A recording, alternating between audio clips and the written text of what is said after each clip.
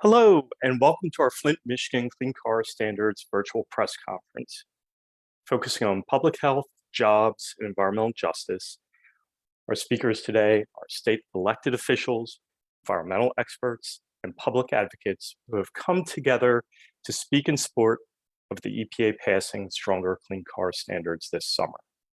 For our agenda, we'll have 2 to 3 minutes of formal remarks from each of our speakers who will be visible and audible via their video.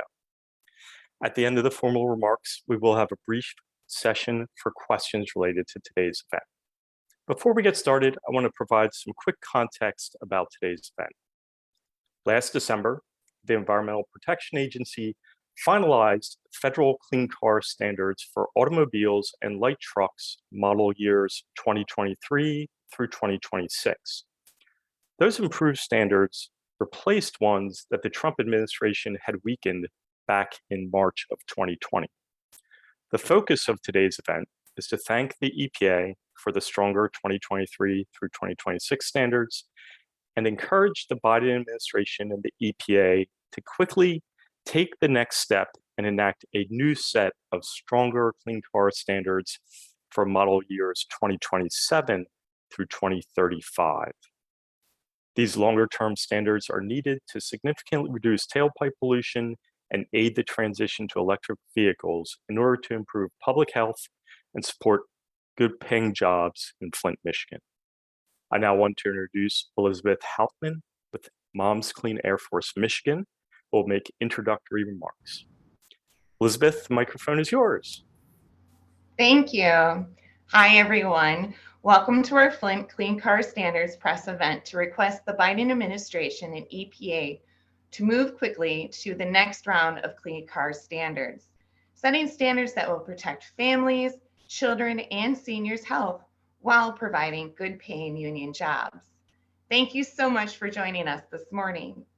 My name is Elizabeth Hauptman. I'm the Michigan Field Organizer with Moms Clean Air Force. We are a community of over 1 million moms and dads united to fight for clean air and a stable planet to protect our children's health and future. We are here today because our families need the Biden administration, EPA, to strengthen clean car standards. The Biden administration has done some meaningful steps to strengthen clean car standards, but we need more action.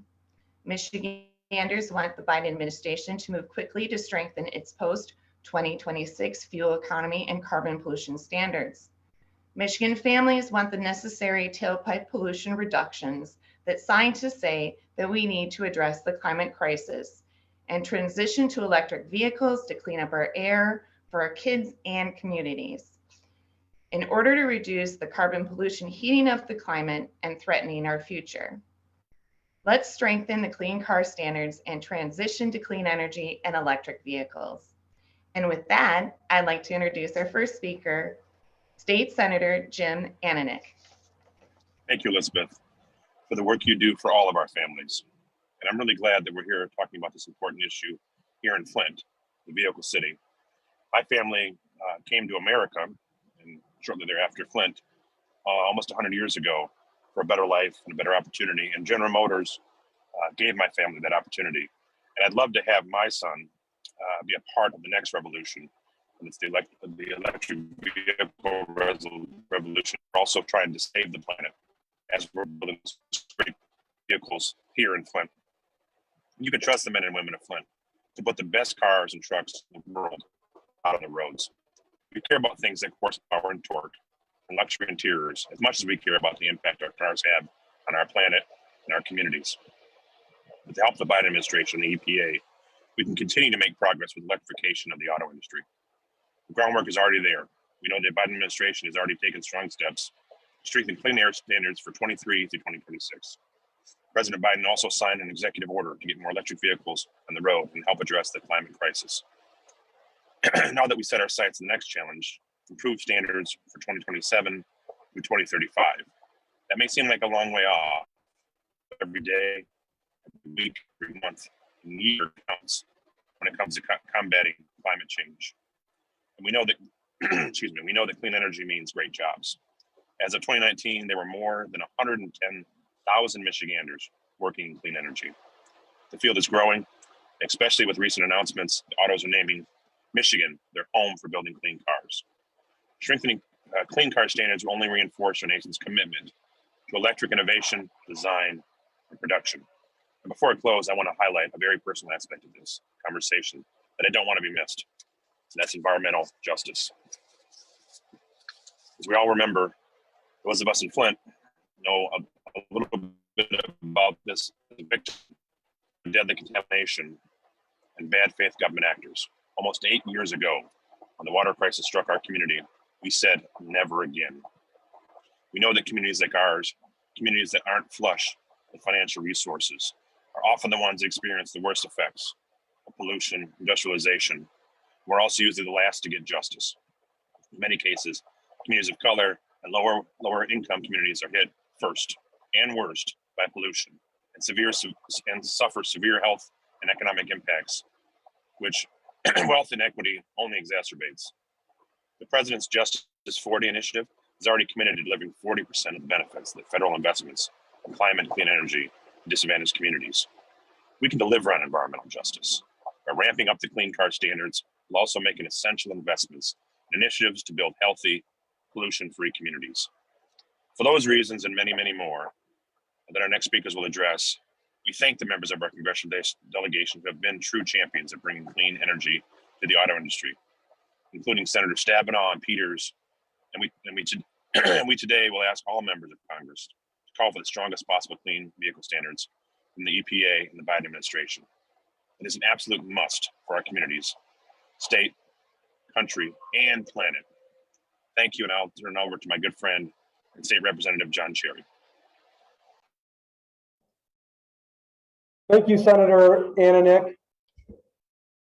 I'd also like to thank the Biden administration for implementing the new clean vehicle standards that have gone into effect. It's important for us to maintain leadership in clean vehicles. Strong standards going forward helps to ensure that we maintain that leadership. As a hunter and an angler, the effects of climate change are readily visible every time I go out, whether that's through changing migration patterns of waterfowl or the increase in abundance of invasive species across our landscape. Now, other countries recognize this too, and they are aggressively investing in the next generation of clean technologies. That's particularly the case with China. For us to maintain economic leadership, we need to ensure that we are pushing for technological leadership in our automotive sector. Now in Michigan, with our new economic development tools, we are now positioned to ensure that investments in new clean vehicle technologies result in jobs in our communities. And I know the men and women in Genesee County are ready to produce those new vehicles. So I encourage the members of Michigan's congressional delegation to continue their strong leadership that they've already shown by encouraging the EPA to set strong clean vehicle standards. And also by incentivizing the production of clean vehicles by union workers here at home in Genesee County. And I particularly want to thank our Congressman Kildee, for all he's done to fight for healthy air, a healthy climate, and good jobs in Michigan and Genesee County. With that, I'd like to turn it over to my good friend and colleague, State Representative Tim Sneller. Good morning. Thank you, Representative Kerry. And first of all, it's an honor to be here today with you folks, hardworking folks on the ground. And also, I'd like to thank as well the Biden administration, our two U.S. senators, Stabenow and Peters, and our great Congressman Dan Kildee for their work on this effort. You know, as a former member of UAW Local 598 in Flint, it's the truck assembly plant. It says, I recognize how important bringing EV production to Flint is, especially for creating new jobs and great paying union jobs. The Biden administration hopefully will move quickly to the next round of fuel economy and carbon pollution standards for cars and trucks. Doing this will not only save drivers money at the pump, but it will also have job retention and will create new jobs and cut the carbon pollution driving the climate crisis. In addition to saving drivers money at the pump, stronger standards will spur innovation, leading to more affordable electric and zero pollution vehicles and lowering the transportation costs for our hardworking American families. Clean and electric vehicles have spurred innovation and investment in the United States auto industry, creating new manufacturing and engineering jobs in Michigan and across the nation. We already have the truck plant, as I mentioned, in Flint. That would be a perfect place to start making our new EV trucks. Investing in electric vehicle infrastructure, including building out charging stations, electricity grid updates, will also create hundreds of thousands of good paying jobs in the construction sector. Doing this is a win-win. Drivers will save at the pump, and workers will see more jobs and economic growth in manufacturing and supply chain industries. The EPA hopefully will move quickly to the next round of clean car standards that cut toxic pollutions from vehicles. Doing so will make good on promises to put in place the strongest possible standards and drive investments in clean cars and zero pollution. Electric vehicles as well, and will spur manufacturing growth in the Wolverine state. And I want to thank you for letting me be a participant in this. It's a very important issue to me and my community. And I want to thank everyone. And now I'd like to introduce to you Margaret Kearney, Environmental Law and Policy Center, Elizabeth Hauptman, Mom's Clean Air Force, and Michigan Field Consultant. Thank you. Thank you, Representative Sneller. I'm so glad to be here with you all today, encouraging our administration to keep strengthening standards for tailpipe pollution. I'm Margaret Kearney, a senior attorney in the Grand Rapids office of the Midwest-based Environmental Law and Policy Center, where we fight every day for tougher clean car standards to reduce tailpipe pollution from cars and reduce carbon emissions in the transportation sector. As a Michigander, restoring the Obama-Biden era clean car standards is important to me because it creates jobs and it leads our economy into the future. We need to keep moving forward and give Michigan the chance to lead in reducing tailpipe pollution from cars through efficiency and by getting more electric vehicles on the road. Clean and electric vehicles are spurring investment in well-paying jobs, and it's exciting for me to watch that happen in my home state. As a mother, these standards are important to me because they improve air quality. They protect my family's health. And it also helps our communities fight climate change. The transportation sector is one of the largest sources of carbon pollution in Michigan. And we're already seeing the impacts of climate change, from increased and more sporadic precipitation, more extreme weather events, to warming lakes with increased risks of hazardous algae blooms. I want my kids to actually know what maple syrup season is. And to do that, we need to reduce carbon pollution. And we all need to work together to protect the health of kids in low-income communities and communities of color who are already exposed to a disproportionate amount of pollution and suffer higher rates of respiratory illnesses, including asthma. As a lawyer and an advocate, I encourage our Michigan lawmakers to fight hard to protect these standards and to implement even stronger standards that further reduce tailpipe pollution. The fact is that these rules work. They create targets for automakers to meet, and that spurs all sorts of creative and smart people to action, designing and building new and exciting technologies that get us where we need to go while protecting the people and the places that we love. As a Michigander, a mother, and an advocate, I call on members of the Michigan delegation to continue encouraging the EPA to set the strongest possible vehicle pollution standards. This means urging the Biden administration and the EPA to move immediately to the next round of clean car standards and to set standards that will protect families, children, and seniors' health, and also create new and exciting jobs for Michigan. And now I'll pass it back to Elizabeth Hauptman. Thank you so much. As I mentioned earlier, my name is Elizabeth Hauptman. I'm the Michigan Field Organizer with Mom's Clean Air Force. Air pollution from the transportation sector not only harms the health of our children, but it also contributes to the climate crisis. Pollution harms all of us, but disproportionately impacts children. Kids are smaller, living closer to the ground than the rest of us, standing just about tailpipe high, where concentrations of pollution from cars, trucks, and buses are coming directly at them. Children's still developing heart and lungs are being exposed to the dirty exhaust from vehicles that spew carcinogenic poisons into the air. This tailpipe pollution causes poor air quality, and that can exacerbate asthma, causing more asthma attacks, resulting in missed school days, missed games, and missed outdoor family events for millions of kids across the country. Michigan has some of the worst asthma rates in the country, according to the American Lung Association. In Genesee, Saginaw, Ingham, Monroe, Wayne counties, and the city of Detroit have asthma hospitalization rates significantly higher than the state as a whole, according to the Michigan Department of Health and Human Services. Childhood asthma rates are significantly higher in children of color. Latino children are twice as likely to die from asthma, and Black children are 10 times more likely to die from asthma than white non-Hispanic kids. These statistics make it abundantly clear that strong clean care standards and a shift to zero emission vehicles and investing in clean energy jobs is an environmental and social justice issue. Our children deserve justice in every breath. My son, Oscar, is one of those 166,000 children across Michigan who suffer from asthma and compel us to fight for tougher air quality standards. Why? These standards that protect our children from the nation's largest source of carbon pollution, tailpipe pollution. My son's chronic disease is made worse by air pollution. In the summertime, we need to watch our weather app to see if it's safe for our son to play outdoors. On hot days, when the air quality is terrible, I know he's going to have a tough day.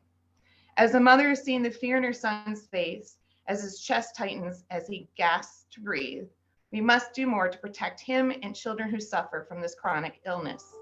Parents like me, far too often, must rush home after a soccer game, baseball games on hot summer days to use our children's nebulizers. For the sake of our children's health and safety and future, we must quickly move to strengthen its post-2026 fuel economy and carbon pollution standards so we can limit carbon pollution from our country's leading source of pollution, the transportation sector.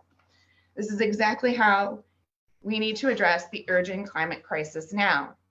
The climate crisis is not something that we'll see impacts someday in the distant future. We are seeing these impacts right now with extreme weather events like excessive rainfall, floods, storms, heat waves, and we're now seeing springtime tornadoes and wind advisories in the middle of winter.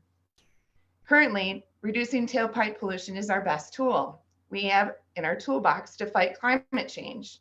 Addressing pollution from the transportation sector to fight climate change and investing in clean energy cannot wait.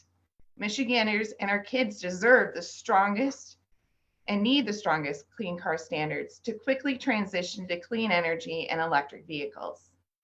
On behalf of Mom's Clean Air Force and our 31,000 members throughout Michigan, I'm asking the Biden administration and EPA to move quickly to implement the strongest vehicle pollution standards possible and make bold investments in clean transportation, infrastructure, and jobs. We are thankful for the EPA's reinstatement for the clean car standards through 2026, and thank Senator Peters and Stabenow for their steadfast leadership and encourage them to continue to demand clean car standards and EV investments here in Michigan. Thank you everyone for coming out today to hear our comments today on clean car standards and electric vehicles presser. And I will turn it back over to KP. Thank you. Thank you, Elizabeth, and thank you to all of our speakers. That's the end of our formal remarks portion of our event. We now have time for question and answer related to today's event topic. For members of the media, you can use the raise your hand function or type into the chat function that you have a question. You can even type your question into the chat box if you'd like. I'm happy to unmute your line and you can ask your question to the panelists or specific panelists if you like. Before I get to your question, I would just ask that you state your name, your outlet, and if you have a specific panelist you would like to address your question. Again, you can use the raise your hand function or use the chat function to share your question.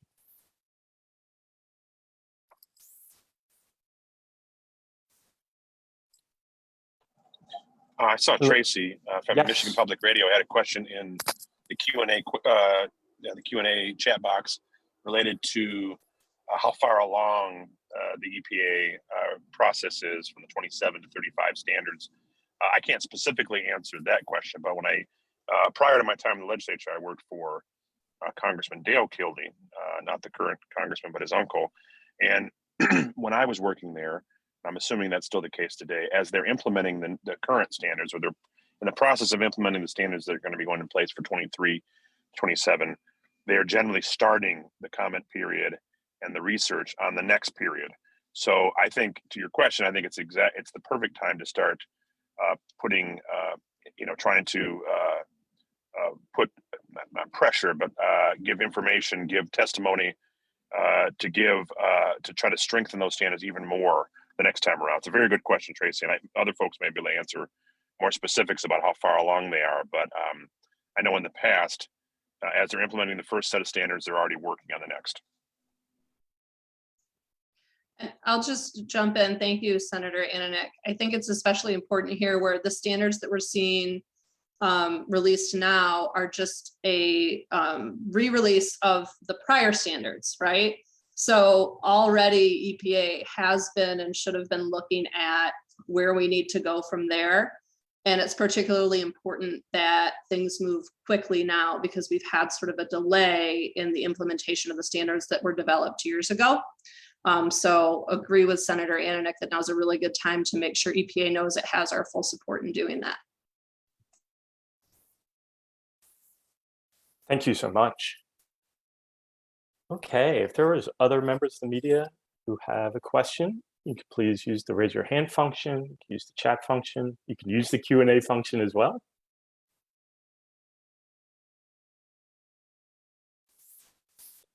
And Tracy, it looks like you have a follow-up question. Yeah, can you hear me? Yes, go ahead, Tracy. Yeah, I'm wondering about specifics. What do you think the standards should be?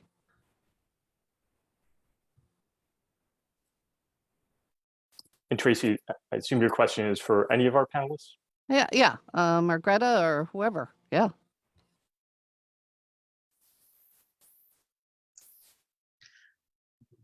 Tracy, I can't give you numbers today on what we're hoping for. I know that one of the things a lot of advocates are doing is taking a look at the science that continues to develop that demonstrates we do need to lower standards in terms of protecting public health. I don't have like a number that I can give you, but certainly would be happy sometime to talk about, what that kind of process looks like with EPA. Thanks. Thank you, Margareta. Thank you, Tracy. Okay, we have time. If there's an additional question, you can use the raise your hand function or the chat function.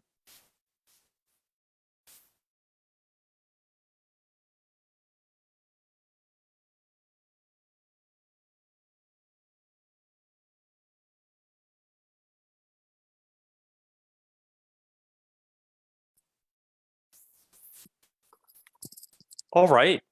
Once again, I want to thank all of our speakers for their time and continued support on calling on Michigan's congressional delegation to encourage the EPA to enact a new set of stronger clean car standards. Thanks again to our event host, Moms Clean Air Force Michigan, for sponsoring our event. And thank you to all the members of the media for joining us. I should note that a video recording of this event will be available on the Moms Clean Air Force Facebook page. A link to that video will be sent out in the press release within the next hour. If you have any follow-up questions or requests for speaker interviews, you can contact Kurt Zellers, whose information is on the press advisory as well. And I see we have an additional question, so I'll get to that.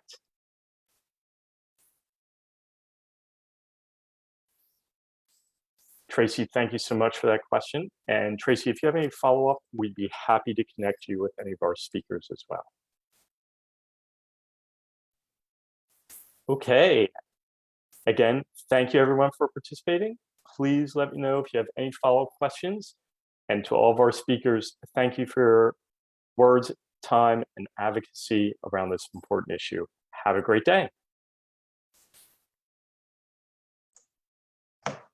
Thank you. Thank you, everyone. Have a great day.